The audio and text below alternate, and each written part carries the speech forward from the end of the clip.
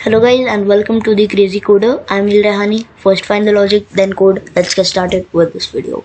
We're gonna be creating a simple MATLAB generator. This time the core concept of this is that we will take input from a user. There would be 4 sentences and we're gonna be replacing the inputs in a user's input from with the whatever we have written inside the sentence. I'm gonna show that to you. I can't explain it orally without showing the whole code.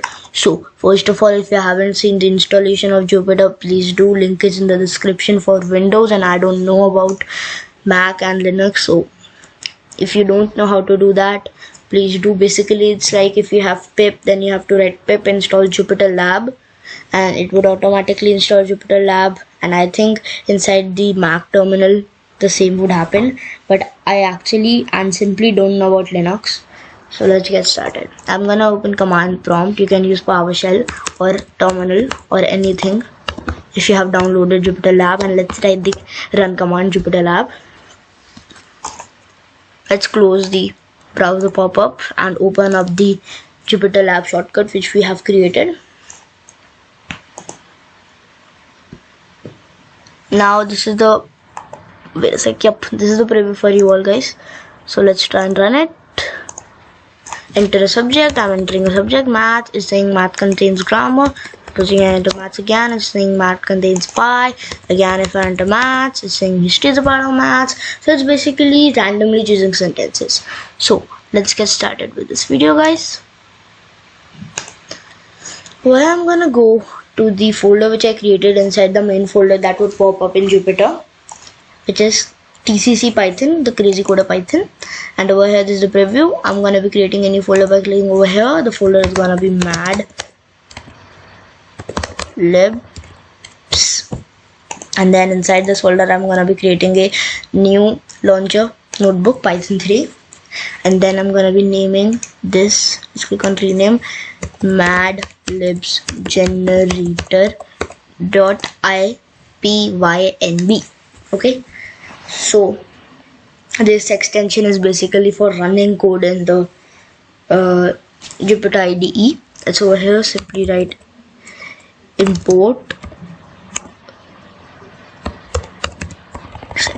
random. You have to import random. Random is basically a simple module from where you can randomly choose something. So supposing I'm writing random dot, wait a second, supposing I'm printing random dot rand range, and the range is 20 and 50. So basically it would print out random numbers from between 20 and 50. As you can see, it's printing. So okay, so we're gonna be creating a list. List is self-explanatory. List is list. So let's create a list. List is equals to, we can write any value over here for now because I'm gonna be touching the basics of lists right now.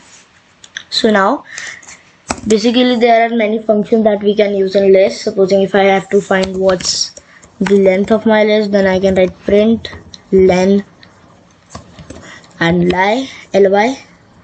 So I'll get 5 because it's 1 2 3 4 5. If I want to know what's the maximum value inside, then it's 555. Obviously it's showing 555. And what's the minimum value? That's 3. So it's showing 3. And if I want to add something inside it, then first of all I'm going to be printing ly right over here.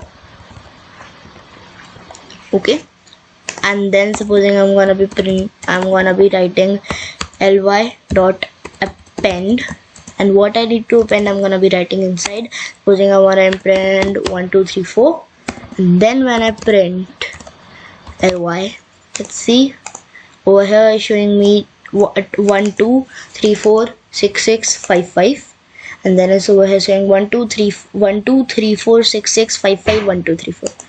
So if you want to take something out, supposing over here I'm writing del, and then before doing that we have to touch the basics of index. Index is basically the number of the item inside our list. So basically over here the number of this 1 2 3 4 is 1 2 3 4 5 6, but actually in Python it's not 6, it's 5. Let me tell you how. Because in Python lists start from 0. So 0 1 2 3 4 5. So basically a simple way to learn this is like whatever is the list's name, list index, you have to just subtract one from it and you will have the Python index. That's correct. So where it's 6, it's actually 5. So if I write del list ly and then over here inside square brackets I write 5, it would automatically delete it, and when I then print ly, as you can see it's deleted and it's not showing me this. Okay guys, what if nothing? Now this is the basic of lists. I think you all know the basics of lists, so let's get started. This list is gonna have things like placeholders and strings. So I'm gonna be telling you briefly what a placeholder is. Don't worry about that. Okay, so supposing we have a variable that's not a list, so supposing that's %s, that's a placeholder for string, and inside %s I write width is the current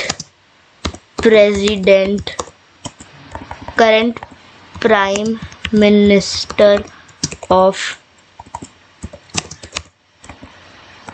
India. Okay, and then if I want to change something inside this %s, then I can simply write print out ly % inside brackets. I'm gonna write whatever I have to change from this %. That's gonna be Narendra Modi, and then when I'll run it, it's showing Narendra Modi is the current Prime Minister of India. But before that, if I print this ly variable, it's showing % is the current Prime Minister of India. Now it's showing Narendra Modi is the current Prime Minister of India. So this is what we'll be using for this tutorial. Okay guys, so now let's start by creating the list. Over here let's write the first item inside our list. Okay, so that first item inside our list is gonna be the placeholder for string that contains grammar. Okay, then the next item in our list, we're gonna be separating that by comma, obviously, is gonna be %s contains algebra. Okay, then we can write one more, geography is a part of %s, placeholder for strings, and then we can write biology is a part of spelling error, typo, %s. Biology is a part of %s, that's a placeholder. So simple. Now we can create a variable called subject. That subject is gonna be equal to input from the user side. For that, let's start by labeling whatever we're writing. It's gonna be the importion. This was the Listo, and now we have the Subjecto.